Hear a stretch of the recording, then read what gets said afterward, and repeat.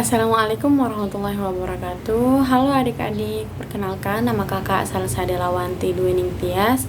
Di sini kakak akan menceritakan sebuah kisah menarik yang ada dalam Al-Quran. Kakak akan menceritakan kisah Maryam binti Imran.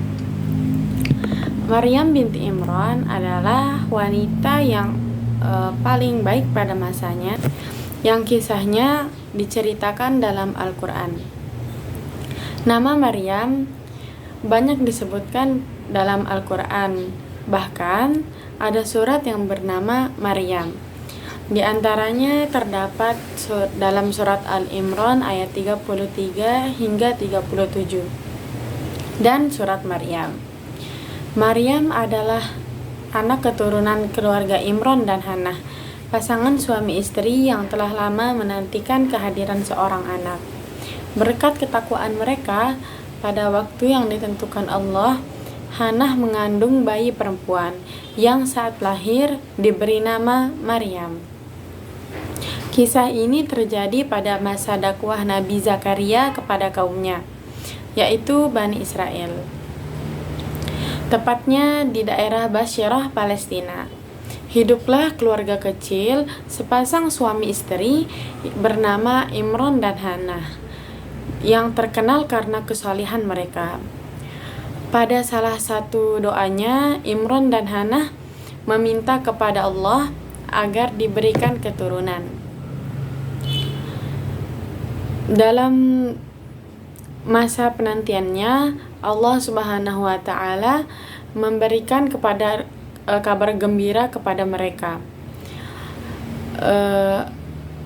Allah menitipkan seorang anak kepada mereka. Hannah berkata, akhirnya Allah mengabulkan doa kita. Sebentar lagi engkau akan menjadi seorang ayah. Imran menjawab, Alhamdulillahirabbil alamin, terima kasih ya Allah. Aku sangat bahagia wahai istriku. Kemudian Hannah bernazar atau melakukan perjanjian kepada Allah dalam doanya. Ya Tuhanku, sesungguhnya aku menazarkan kepada Engkau anak yang ada dalam kandunganku menjadi hamba soleh dan berkhidmat di Baitul Maqdis. Karena itu terimalah nazar ini daripadaku. Namun belum sampai Hannah melahirkan anaknya, sang suami Imran meninggal dunia. Itu artinya bayinya kelak lahir dalam keadaan yatim. Meski ada rasa sedih kehilangan suaminya, tidak menyurutkan rasa bahagia menyambut kelahiran sang anak. Akhirnya, hari yang ditunggu-tunggu tiba. Hannah melahirkan.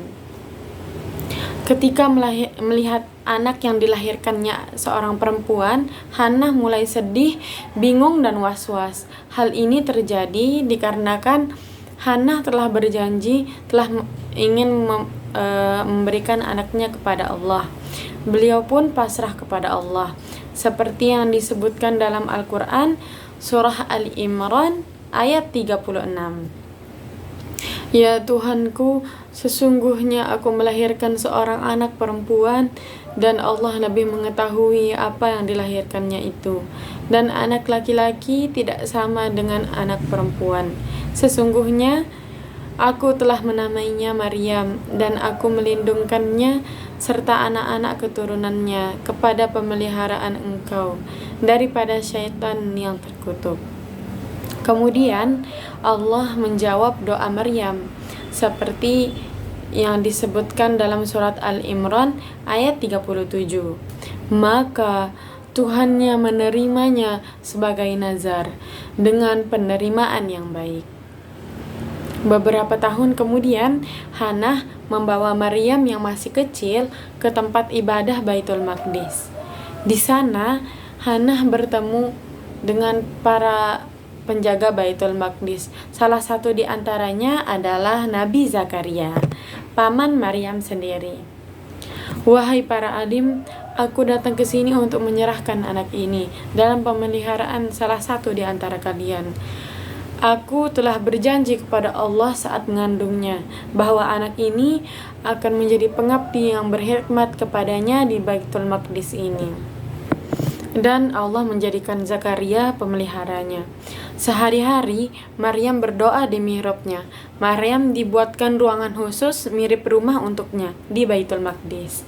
Di sanalah Maryam menghabiskan hari-harinya dengan beribadah kepada Allah Subhanahu wa taala. Suatu saat malaikat Jibril mendatangi Maryam ketika sedang di mihrabnya. Seperti dalam Al-Qur'an surah Al-Imran ayat 42 hingga 43.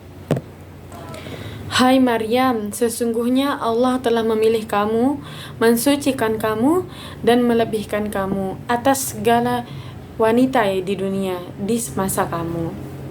Hai Maryam, taatlah kepada Allah, sujud dan rukuklah bersama orang-orang yang rukuk. Semakin beranjak remaja, ketaatan Maryam kepada Allah semakin bertambah. Maryam sangat menjaga dirinya. Selama hidupnya, Maryam tidak pernah bertatap muka dengan laki-laki yang bukan mahramnya. Hal tersebut menambah derajat kemuliaannya di hadapan Allah Subhanahu wa taala. Nabi Zakaria bertugas membawakan makanan untuk Maryam di mihrabnya. Namun, beliau terkejut melihat makanan yang sulit didapatkan pada masa itu tersedia di mihrab Maryam. Karena berkali-kali Nabi Zakaria melihat itu, Nabi Zakaria penasaran. Beliau pun bertanya kepada Maryam. Ternyata semua makanan ini berasal dari Allah Subhanahu wa